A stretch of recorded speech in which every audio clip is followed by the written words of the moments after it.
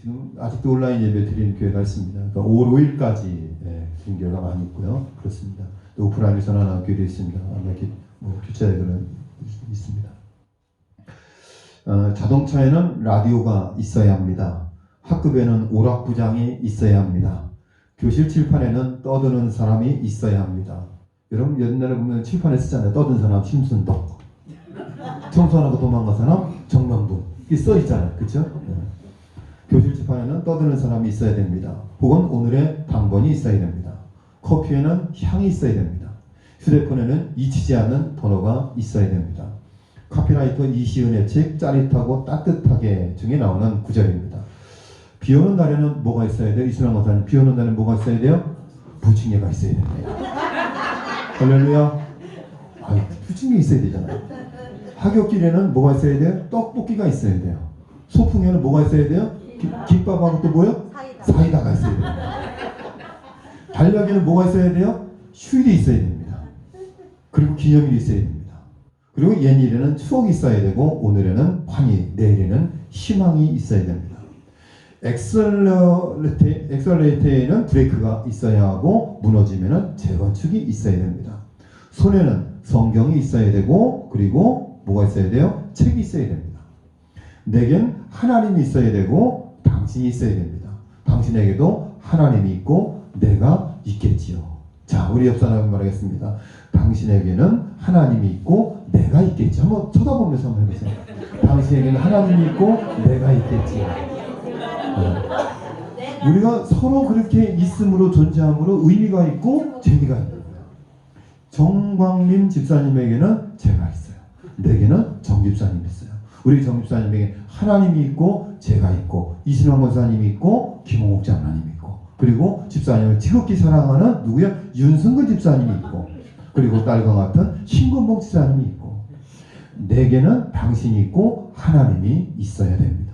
우리 모든 시동교회 성도님들에게 성도님들이 계시고 주님이 있기를 주의 이름으로 간절히 축원합니다. 어느 목사님이 농촌에서 목회할 때 간증인데요. 온종일 방치되는 동네 어린이들을 위해서 이 목사님이 놀이방을 시작을 했어요. 그리고 부모가 일하러 나갈 때 아이들을 맡기고 일을 마치고 들어갈 때는 데려가는 방식으로 놀이방을 운영을 했습니다. 그때 이 목사님이 닭 몇 마리를 키우기 시작했습니다. 자, 닭 전문가 우리 이순환 목사님 계시는데요. 아이들 점심 반찬으로 달걀을 주기 위해 길렀지만 뜻밖의 생명의 신비를 느끼게 되었다고 합니다. 암탉 한 마리가 알을 품었는데 하필 막 장마가 시작될 무렵이었습니다. 후덥지근한 날씨 속에 3주 동안 둥지에 틀어박혀 시간을 보낸 암탉은 털이 거의 다 빠질 만큼 기진맥진했습니다. 저러다가 저 닭이 죽는 건 아닐까 싶던 어느 날 솜털 같은 병아리들이 깨어났습니다. 아이들도 그 광경을 보며 탄성을 질렀습니다. 여러분 3주 동안 털이 다 빠지고 기진맥진해서 죽는 게 아닐까 걱정했는데 거기서 병아리들이 솜털 같은 병아리들이 나오는 것을 보고 이 목사님과 아이들이 탄성을 지르면서 생명의 신비를 깨닫게 됐어요. 그때 이 목사님이 소중한 경험이 남아있었다 그래요. 생명의 변화는 시간이 지나가면 저절로 일어나는 것이 아니다. 아이를 품고 엄마가 10개월 동안 품고 있다가 출산을 하잖아요. 그 10개월의 시간, 그 인고의 시간, 입맛도 없고 여러 가지 어렵고 힘든 그 시간들을 인내하고 감내할 때 10개월 후에 생명의 탄생의 기쁨을 맛보게 되는 것입니다. 그래서 어떻게 보면 아버지의 마음보다 어머니의 마음이 자녀를 향한 마음이 더 뜨겁지 않나, 더 간절하지 않나 그런 생각을 해봅니다. 누군가 자기 생명을 걸고 품어야 할 그 시간 끝에 일어나는 기적이었다. 여러분들이 예수를 믿고 구원받아 하나님의 자녀가 되어 또 다른 생명을 품고 그 생명이 예수를 믿고 구원받고 또 다른 새 생명을 탄생시키기까지는 많은 시간과 많은 노력과 인고의 시간이 필요하다라는 것입니다. 사람은 그냥 내버려두면 변화되는 것이 아니라 그 영혼을 위해서 기도하고 관심을 갖고 사랑을 베풀고 그리고 내 털이 다 빠지도록 품고 있을 때 그 영혼이 변화되고 하나님의 자녀로 거듭나게 되는 것을 우리는 깨닫게 되는 것입니다. 제가 여러분 앞에 이렇게 서서 설교하고 목사가 될 수 있었던 것은 저를 품고 기도하고 사랑으로 공급해 주시는 어머니의 간절한 사랑과 기도가 있었기 때문에 저희가 사역해왔던 곳에서의 저를 기억하고 있는 장로님, 권사님, 집사님들의 기도가 있었기 때문에 여러분이 누군가의 기도를 통하여서 지금 이 자리에서 직분자로 하나님의 귀한 사명을 감당하게 되는 줄로 믿습니다. 한 사람이 태어나고 그 사람이 변화되기까지는 그런 인고의 세월이 필요하다라는 것입니다. 예수님의 제자들이 예수님께 기도를 가르쳐달라고 요청했을 때 예수님이 가르쳐주신 기도의 핵심은 하나님 나라입니다. 예수님께서 사역을 시작하실 때 십자가에서 죽으시고 부활하셔서 승천하신 마지막 순간까지 선포하신 말씀도 하나님 나라입니다. 이 하나님 나라의 개념이 참 어렵잖아요. 하나님, 이 시동리에 하나님의 나라가 임하게 하여 주시옵소서. 자, 이 시동리에 하나님의 나라가 임한다는 것은 무엇을 의미하는 것일까? 이 시동리 주민들이 예수 믿고 구원받아 하나님의 나라를 소망하며 살아가는 그런 성도들로 가득한 이곳이 바로 하나님의 나라가 되는 줄로 믿습니다. 그 하나님의 나라가 되기까지는 우리가 암탉의 알을 품고 3주간에 자신의 몸이 기진맥진할 때까지 최선을 다하여 알을 품고 인고의 시간을 보내야지 새 생명이 태어나는 것처럼 이 지역이 변화되기 위해서는 그 암탉의 헌신과 수고와 생명에 대한 노력이 필요한 줄로 믿습니다. 저는 우리 시동교회가 이 지역을 변화시키고 이 지역이 하나님의 나라로 변화되는데 저와 여러분들이 귀하고 복되게 쓰임받을 수 있기를 주의 이름으로 간절히 축원합니다. 이 오늘 본문을 가지고 제가 여러 번 설교를 했습니다. 한 포도원 주인이 이른 아침 장터에 나가 일을 찾고 있는 사람들에게 품삯 한 데나리온을 약속하고 포도원에서 일하게 되었습니다. 9시, 그리고 12시, 오후 3시. 자, 일자리를 찾지 못한 사람들을 순차적으로 데리고 왔습니다. 데리고 올 때마다 당신의 품삯은 한 데나리온입니다. 심지어는 일이 끝나기 1시간 전인 오후 5시에도 일을 구하지 못하고 빈둥거리는 사람을 포도원에 들여서 일하게 되었습니다. 일이 다 끝나고 나서 품삯을 주는데 누구부터 줬어요? 누구부터 줬어요? 5시에 온 사람부터 줬어요. 여러분, 오전 9시에 온 사람부터 줬으면 문제가 됐어요? 안 됐어요? 문제가 안 되는 거예요. 9시에 온 사람이 한 데나리온을 가지고 집에 갔습니다. 12시에 온 사람도 한 데나리온, 3시에 온 사람도 한 데나리온, 그리고 5시에 온 사람 마지막으로 혼자 나왔을 때 한 데나리온을 줬으면 아무 문제가 없어요. 그런데 마지막에 1시간 일한 사람에게 한 데나리온을 주니까 오전 9시에 온 사람은 무슨 기대를 하겠어요? 어떤 기대를 할까요?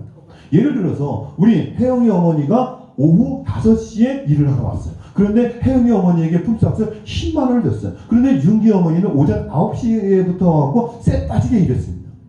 근데 이 윤기 엄마는 무슨 생각을 하겠어요? 야, 혜영 엄마가 한 대나리온 받았으니까 나는 10만 원 받았으니까 나는 30만 원 받겠다 생각을 할까요? 안 할까요? 당연히 생각을 하죠. 그런데 똑같이 10만 원을 주는 거예요. 열이 받아요, 안 받아요? 물론 윤기 어머니는 기도하는 분이기 때문에 열이 안 받습니다. 맞아. 혜영이 엄마는 지금 돈 들어갈 때도 많어. 이자 물려니까 이것저것 들어갈 돈도 많어. 괜찮아, 괜찮아.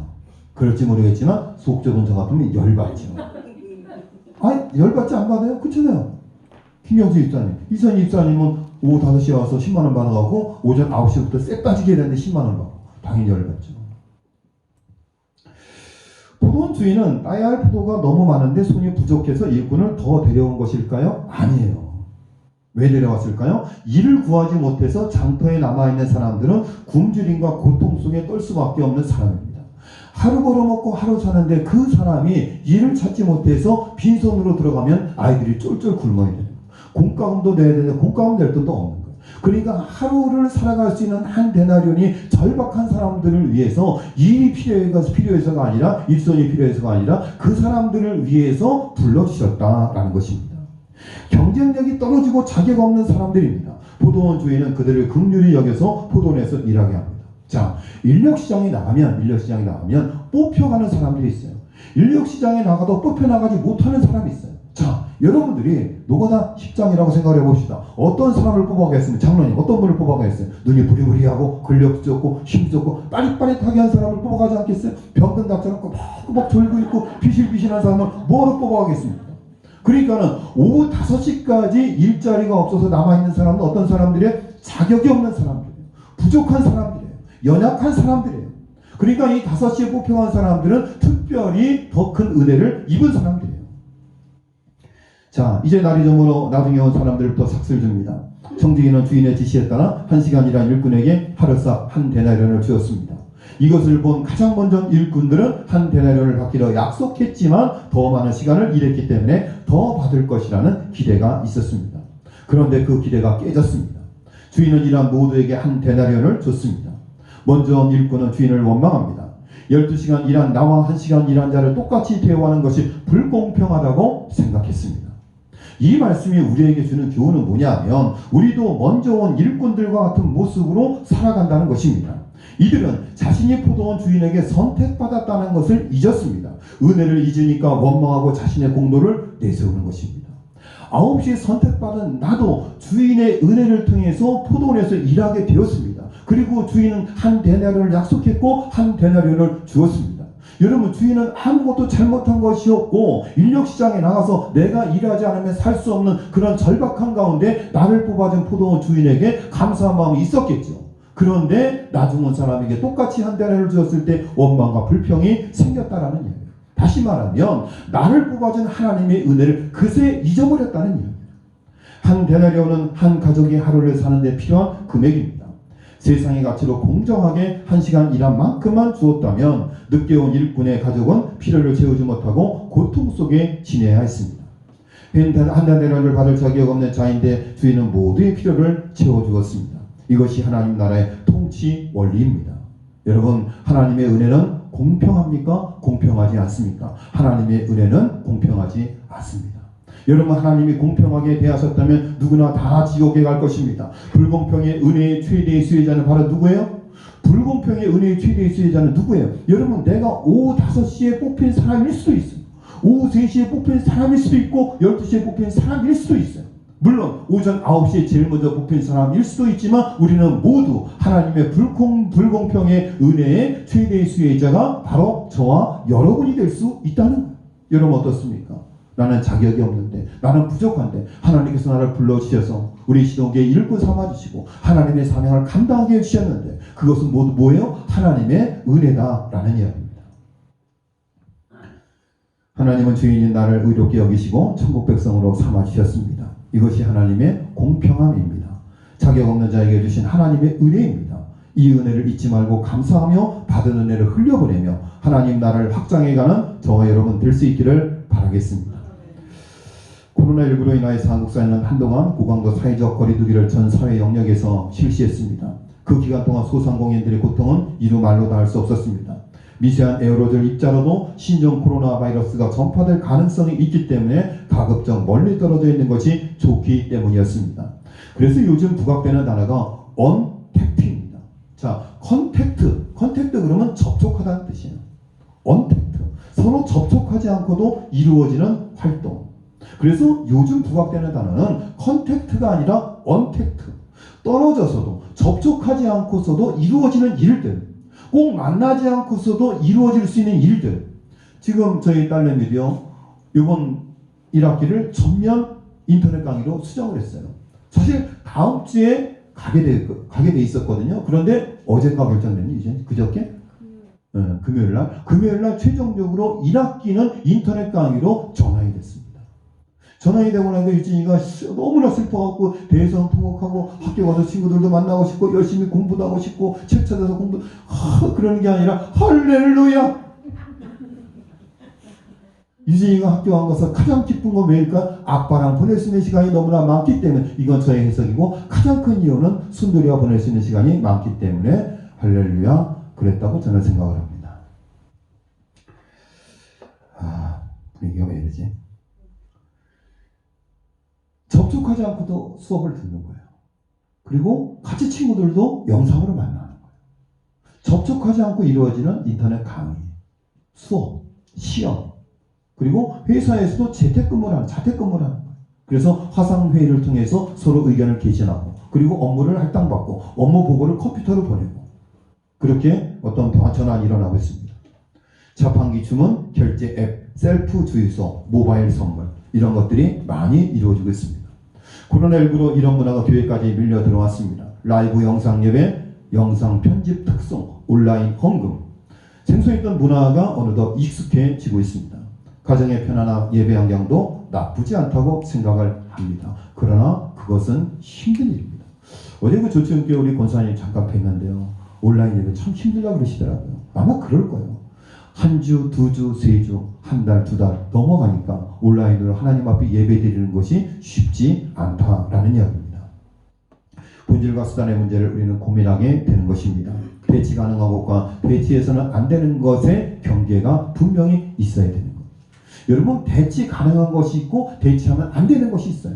예배 받으시는 하나님, 유일한 구원자 예수, 시공을 초월하시는 성령님, 나 자신의 몸과 마음의 헌신, 이것들은 언택트 문화 속에서도 꼭 콘택트해야 될 아주 중요한 내용들이다라는 것입니다. 우리는 만나서 컨택해서 하나님 앞에 예배드리고 교제하고 하나님 앞에 찬양하고 하나님 앞에 예배할 수 있다는 것이 얼마나 감사한 일입니까? 한라산은 우리나라에서 가장 크고 높은 산입니다. 우리 남북한을 통틀으면 가장 높은 산은 백두산이죠. 그러나 남한에서는 한라산이 가장 크고 높은 산입니다. 한라산 중턱에 큰 구름이 걸쳐 있는 것을 보며 웅장함에 감탄합니다. 우리 김옥 장로님, 저기 한라산에 그 뛰어서 등산하실 때가 제 환갑되신가요? 70대요? 네, 장로님 70대 뛰어서 한라산 올라갔다고 하는 그런 전설적인 얘기가 있습니다. 저는 30대 때 다 죽는 줄 알았는데 올라가다가 진짜. 한라산의 높이는 서울 남산의 10배인 1950m입니다. 매년 남쪽에서 올라오는 태풍들의 힘을 나약하게 만들어 일본이나 서해상으로 진로를 바꿔주는 역할을 누가 하냐면 한라산이 하는 거예요. 그러니까 우리나라에서 이 직접적으로 부딪힐 수 있는데 이 한라산이 완충 역할을 하는 거예요. 그리고 그것을 어느 쪽으로 흘려보내요? 일본 분들 쪽으로 흘려보내는 거예요. 그러니까 태풍이 우리나라로 오다가 한라산에 부딪혀갖고 일본으로 가는 거예요. 그래서 일본은 여름철 되고 태풍이 몰려오면 한라산을 보면서 그렇게 원통해하고 그렇게 한라산을 미워하고 한라산을 저주하고 미워한대요. 그런다고 한라산이 없어지나? 안 없어지지. 태풍의 진로를 바꿔주는 역할을 한대요. 한라산이 없으면 태풍이 전라도나 경상도 쪽으로 북상해서 한반도에 큰 피해를 줄 수 있는데 이 한라산의 진로를 일본 쪽으로 바꿔준다는 거야. 일본 쪽으로 바꿔주니까 괜히 기분이 좋잖아요. 이웃나라 일본에서는 태풍 피해를 입을 때마다 제주도의 한라산을 원망하지만 아무 소용없는 일입니다. 한라산은 대한민국의 방패 역할을 하며 태풍으로부터 우리를 안전하게 지켜줍니다. 자, 한라산이 태풍으로부터 우리나라를 지켜준다면 이 코로나19로부터 우리를 지켜주는 분은 누구일까요? 누구예요? 하나님. 하나님이 한라산의 역할을 하시는 거예요. 완충 역할을 해주시고 완화시켜주시고 고쳐주시고 치료해주시고. 우리가 신종 코로나 바이러스 감염증과 경제 위기라는 큰 태풍을 만났습니다. 이들 태풍의 힘을 나약하게 만들고 우리를 보호해 주실 수 있는 분의 도움을 받아야 됩니다. 그분은 바로 한라산 같은 하나님이십니다. 우리가 기도할 때마다 하나님, 이 나라의 인족을 코로나 바이러스부터 지켜주시옵고 우리들에게 지혜와 명철을 더하여 주시어서 빨리 신학을 개발해서 우리가 안전하게 삶을 영위하며 살아갈 수 있도록 하나님 축복해 주시옵소서. 그렇게 간절히 기도하여 정부의 사람들이 그리고 의학자들이 예상하는 것보다 더 빨리 코로나 백신이 발명되어서 우리가 안전한 삶을 영위하며 살아갈 수 있기를 위해서 기도할 수 있는 저와 여러분 될 수 있기를 바라겠습니다. 코로나19가 서서히 우리나라에서 종식되어가는 요즘 다시 한번 은혜라는 단어를 떠올려 봅니다. 하나님의 불공평의 가장 큰 수혜자인 바로 나 자신을 생각하며 일상의 삶 가운데 감사를 실천하며 하나님의 영광을 드러내는 삶을 살아가는 저와 여러분 되시기를 주의 이름으로 간절히 축원을 드리겠습니다. 사랑과 은혜가 많으신 하나님 아버지, 9시에 온 사람 그리고 오후 5시에 온 사람 동일하게 주인은 한 데나리온을 주었습니다. 이것이 불공평의 의뢰입니다.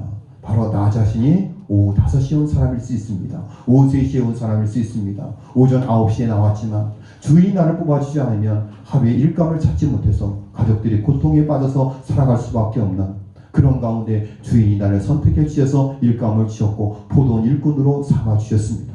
우리 모두는 하나님의 불공평의 큰 은혜를 입은 연약한 종들입니다. 하나님의 은혜를 늘 기억하며 원망과 불평보다는 감사의 삶을 살아갈 수 있는 우리 모두가 될 수 있도록 인도하여 주시옵소서. 한라산이 태풍의 진로를 바꾸고 우리나라를 지키고 보호해 주는 것처럼 큰 산 되시는 하나님께서 코로나19의 감염증으로부터 이 나라 이민족을 지키고 보호하여 주시며 하루빨리 백신이 개발되어서 우리가 안전한 삶을 영위하며 모여서 마음껏 주님을 찬양하고 교제할 수 있도록 아버지 하나님 축복하여 주시옵소서. 이 모든 말씀 예수님의 이름으로 기도드렸습니다. 아멘.